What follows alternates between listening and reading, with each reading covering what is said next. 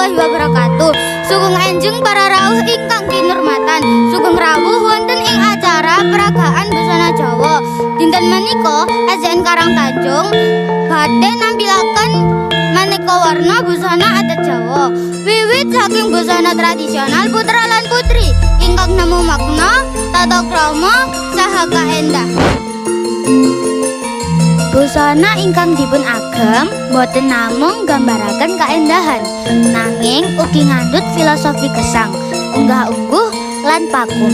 Mugi kanthi pagelaran menika kita saged langkung tresna lan ngalestariaken budaya Jawa ing gesang saben dinten.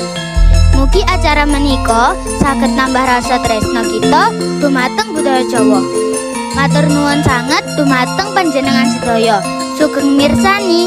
Wassalamualaikum warahmatullahi wabarakatuh.